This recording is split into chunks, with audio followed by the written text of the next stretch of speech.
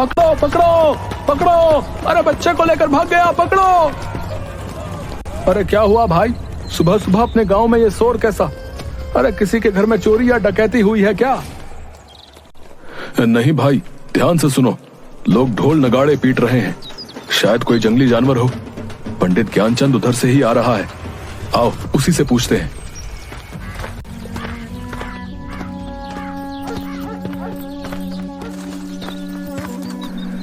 पंडित जी, ये कैसा शोर है?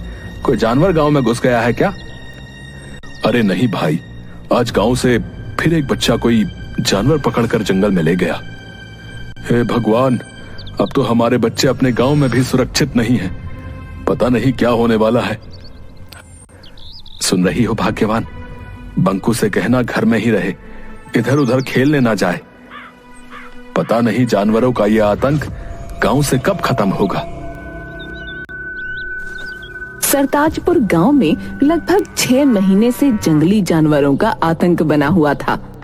इस कारण शाम होते ही गांव के सभी लोग अपने अपने घरों में दुबक कर बैठ जाते थे। कोई भी नहीं जानता था कि कौन जानवर ऐसा कर रहा है।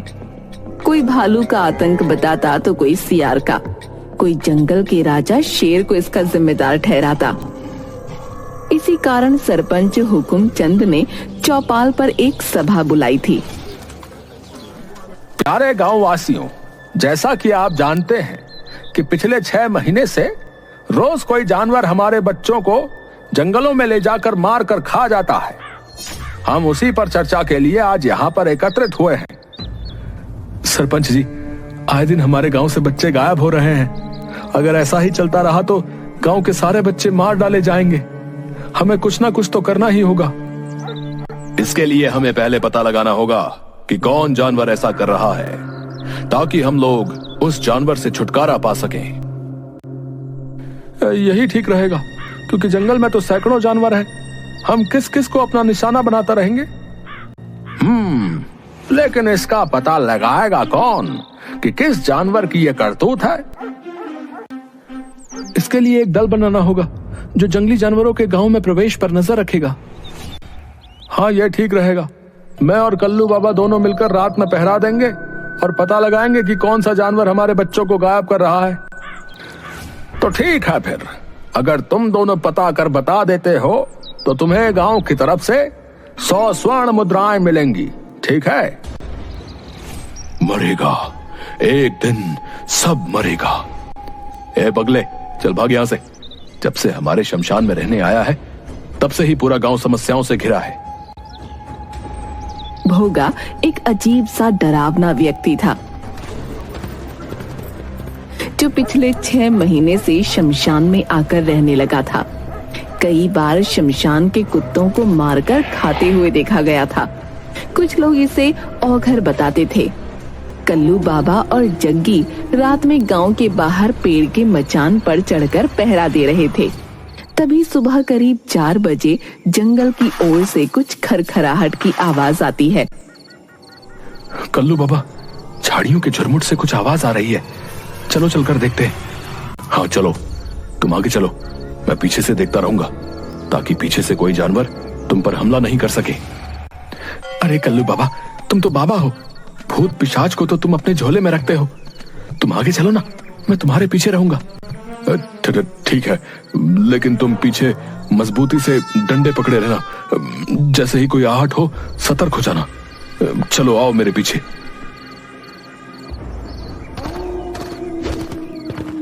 भूत पिशाच निकट नहीं आवे, महावीर जब नाम सुनावे।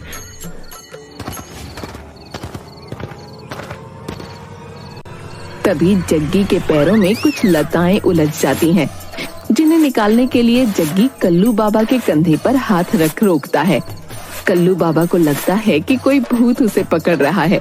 वो चिल्लाते हुए भागने लगते हैं। भूत भूत भूत, बचाओ बचाओ। जग्गी तुरंत पीछे मुड़कर भागना चाहता है।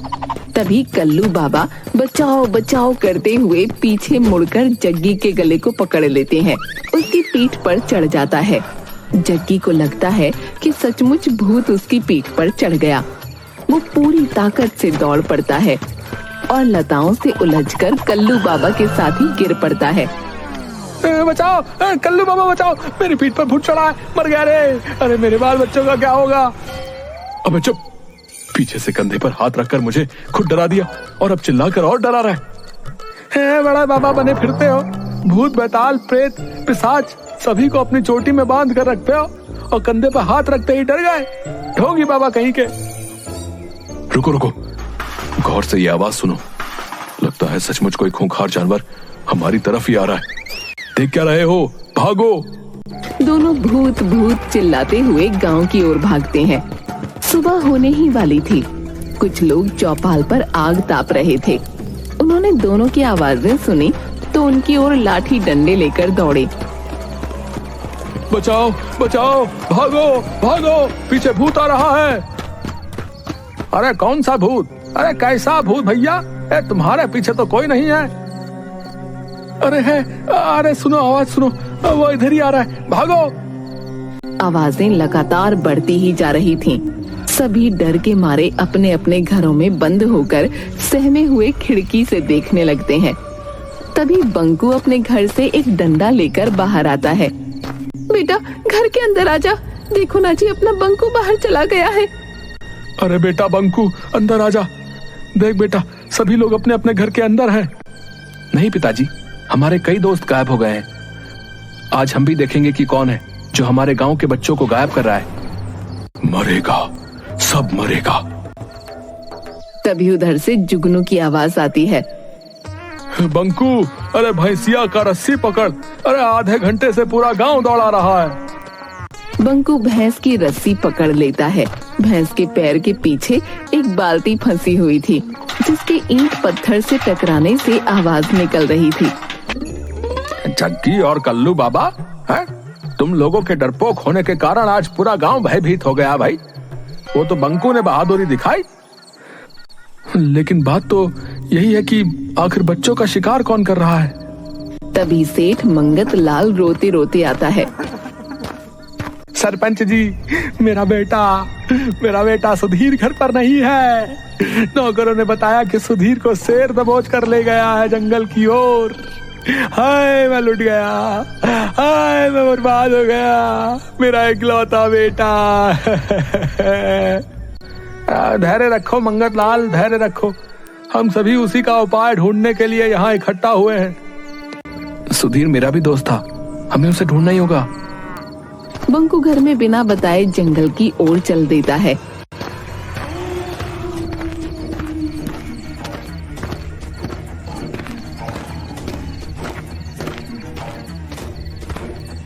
एक नदी किनारे रुककर बंकू पानी पीने लगता है।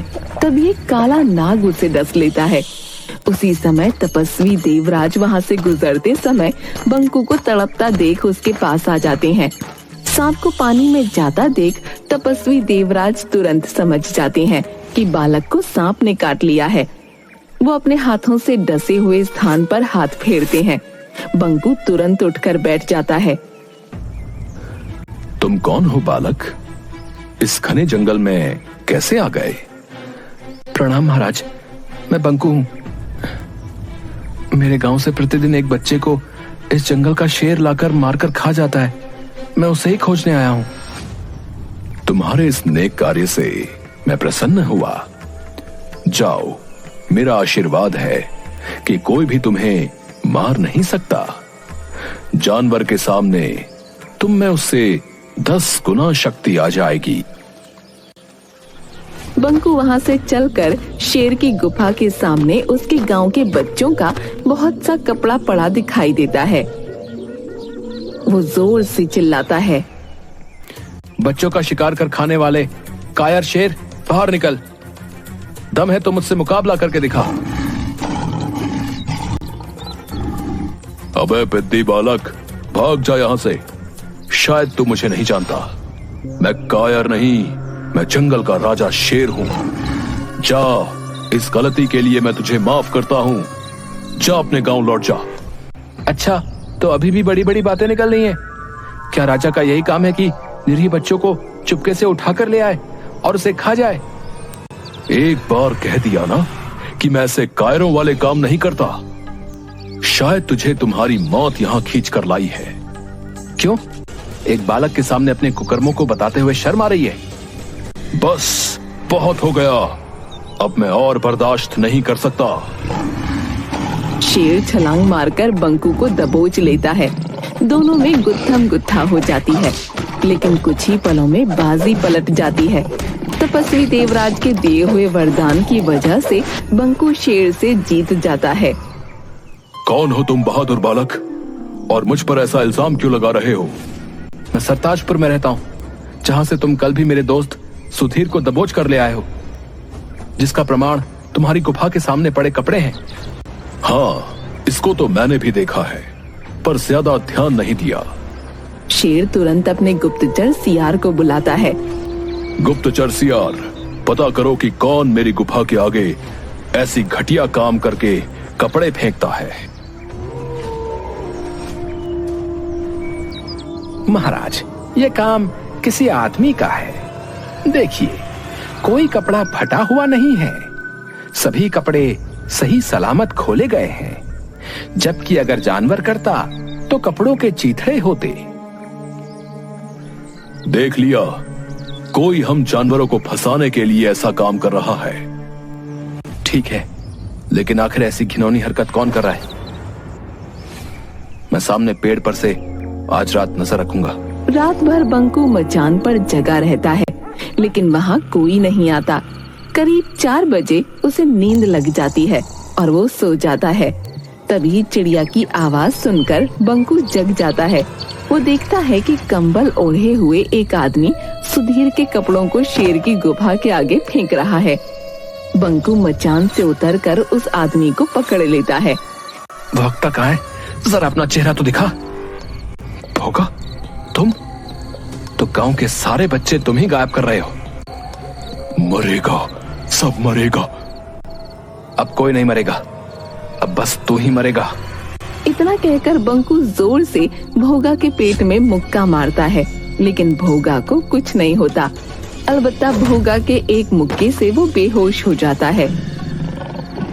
समय पर शेर के आ जाने से भोगा वहाँ से भाग जाता है। उठो बालक। वो कहाँ गया? वो तो भाग गया। बंकू तपस्वी देवराज की कुटिया पर जाकर, प्रणाम महाराज।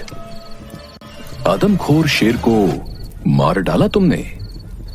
नहीं महाराज, आदमखोर शेर नहीं, आदमखोर शमशान में रहने वाला भोगा है। लेकिन आपके वरदान ने उस पर क्यों काम नहीं किया?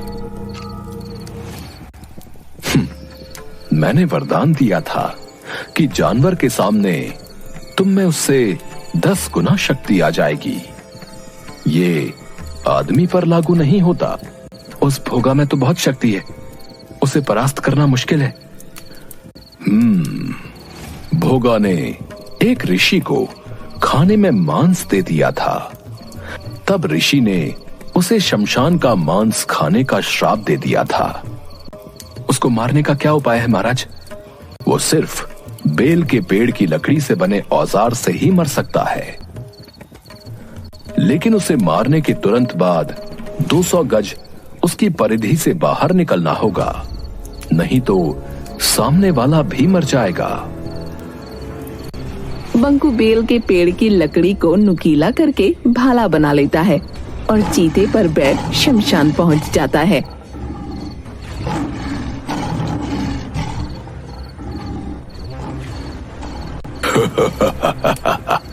आ गए, आज तेरी मौत तुझे यहाँ खींच लाई है। अभी तुम्हारे दोस्त सुधीर को ही खाने जा रहा था, लेकिन अब पहले तुझे खाऊंगा। चीते, तू भाग जा, नहीं तो तू भी मारा जाएगा। पहले तू बचकर दिखा, ये ले। बंकू भाले से कई बार वार करता है, लेकिन भोगा को कुछ नहीं होता। बालक, हो गई हसरत पूरी, अब तू मेरा शिकार बनेगा। तभी अचानक तपस्वी देवराज वहाँ प्रकट होते हैं। बंकू, भाले को उसकी नाभि में मारो। बंकू जैसे ही भोगा की नाभि में भाला मारता है, एक विस्फोट होता है। बंकू तुरंत चीते पर बैठकर 200 गज दूर हट जाता है। भोगा का शरीर वहीं भस्म हो जाता है। बंकू को सुधीर के साथ आते हुए देखकर गांव वाले खुशी से उछल पड़ते हैं। सेठ मंगत लाल और सरपंच हुकुम सिंह बंकू को इस कार्य के लिए 500 स्वर्ण मुद्राएं देते हैं।